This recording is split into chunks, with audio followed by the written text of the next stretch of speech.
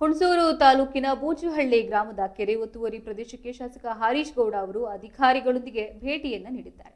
ಇನ್ನು ಸ್ಥಳ ಪರಿಶೀಲನೆ ನಡೆಸಿದ್ದು ಮೈಸೂರು ಜಿಲ್ಲೆ ಹುಣಸೂರು ತಾಲೂಕಿನ ಬಿಳಿಕೆರೆ ಹೋಬಳಿಯ ಬೂಚುಹಳ್ಳಿ ಗ್ರಾಮದ ಕೆರೆ ಒತ್ತುವರಿಯಾಗಿರುವ ದೂರುಗಳ ಹಿನ್ನೆಲೆಯಲ್ಲಿ ಶಾಸಕ ಹರೀಶ್ ಗೌಡ ಅವರು ಖುದ್ದಾಗಿ ಸ್ಥಳಕ್ಕೆ ತೆರಳಿ ಪರಿಶೀಲಿಸಿದ್ದಾರೆ.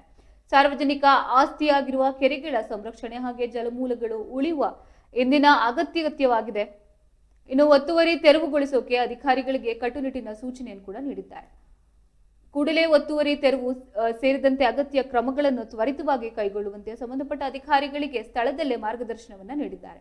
ಈ ಮಹತ್ವದ ಸ್ಥಳ ಪರಿಶೀಲನೆ ಸಂದರ್ಭದಲ್ಲಿ ಸಹಾಯಕ ಆಯುಕ್ತರು ಅಂದ್ರೆ ತಹಶೀಲ್ದಾರರು, ಕಂದಾಯ ಹಾಗೆ ನೀರಾವರಿ ಇಲಾಖೆ ಅಧಿಕಾರಿಗಳು, ಗ್ರಾಮದ ಹಿರಿಯರು, ಮುಖಂಡರು ಹಾಗೆ ಸ್ಥಳೀಯ ನಿವಾಸಿಗಳು ಉಪಸ್ಥಿತರಿದ್ದರು.